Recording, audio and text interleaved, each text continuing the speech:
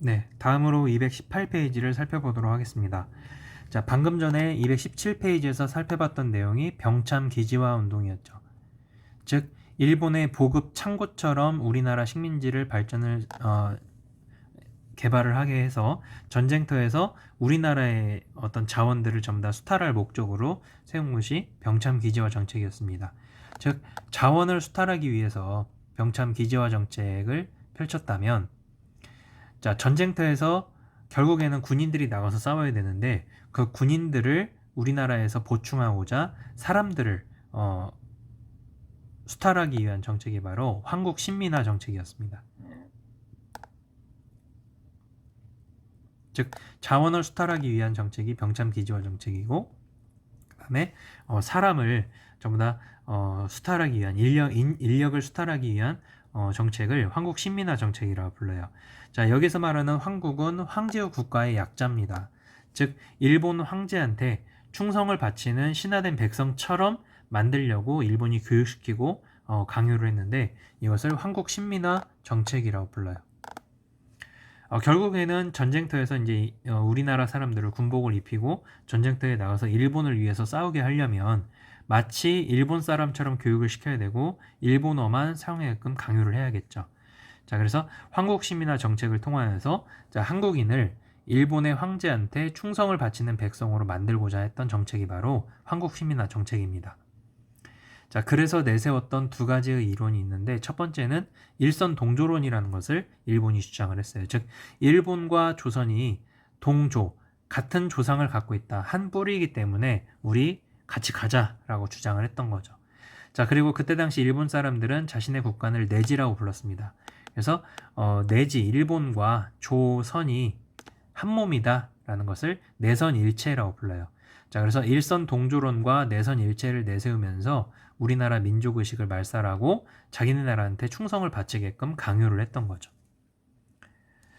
자, 그리고 아침마다 그렇게 하기 위해서 초등학생들한테, 즉 그때 당시에는 이제 황국 신민학교라고 해서 초등학교를 국민학교라고 불렀어요. 자, 그래서 국민학교 학생들한테 매일 아침마다 아침 조회를 운동장에서 하게 하고 해가 떠오르는 동쪽을 바라보면서 여기 218페이지 밑에 나와 있는 그림처럼 전부 다 머리에다가 일장기를 쓰게 했습니다. 일장기를 머리에다 쓰고 해를 바라보면서 이 시를 외우게 했던 거죠. 한국시민 서사시를 강제로 매일매일 외우게 해서 어렸을 때부터 나는 일본 사람이니까 일본 황제한테 충성을 바치는 신하로 살겠다라는 것을 주입식 교육을 시켰던 거죠. 그래서 이런 한국시민 서사시를 강제로 외우게 했던 정책을 펼치고요. 그 다음에 전국 주요 도시에다가 자기네들 조상한테 기도하고 자기네들 조상을 섬기고 기리는 위패를 모시는 신사를 세우게 됩니다. 그래서 여기에다가 절을 하는 신사참배를 강제로 의무화시키는 정책을 펼치게 되고요. 자, 그 다음에 매일 아침마다 황국시민서사를 외우게 하거나 일본 황제가 살고 있는 동쪽, 일본 도쿄의 궁궐 쪽을 향해서 머리를 숙이거나 절을 하는 것을 강요를 했는데 이것을 궁성요배라고 부릅니다. 자, 그 다음에 심지어 우리나라 사람들을 일본 사람으로 만들기 위해서 우리나라 이름과 성씨를 다 지우고 일본식으로 이름을 바꾸도록 강요를 하게 됐는데 이것을 창씨 계명이라고 부릅니다. 자, 그리고 초등학교가 원래 우리나라에서는 소학교라고 불렀는데 이 소학교의 명칭을 한국 시민을 만들기 위한 학교라는 명칭으로 황자를 줄이고 신자를 줄여서 이제 국민학교라는 명칭을 이때부터 사용하게끔 강요를 하게 된 거죠.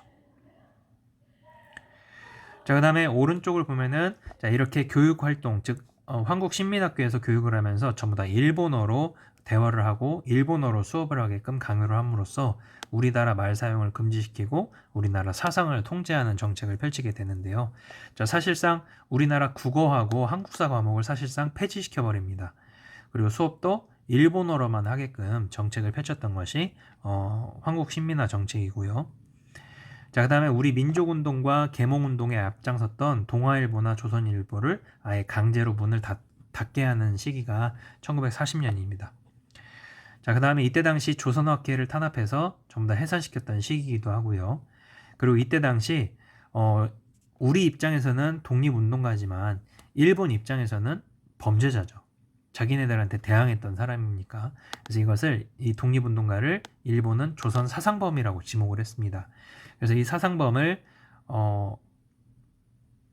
철컹철컹 체포해 갔을 때 이 사람들을 감시하고 탄압하는 법을 만들게 됐는데 이것을 조선 사상범 보호 관찰령이라고 부르고, 그리고 이 독립운동가가 감옥에서 풀려났을 때 가만히 감시하고 있다가 여차해서 이 독립운동가가 또다시 독립운동을 할 조짐이 보이면 일정한 법적 과정을 거치지 않고 바로 체포해 갈 수 있는 권한을 이때 만들게 되는데 이것을 조선 사상범 예방 구금령이라고 부릅니다. 이런 것들을 통해서 독립운동의 싹을 아예 다 뽑으려고 일본이 억압하는 모습을 보게 됩니다.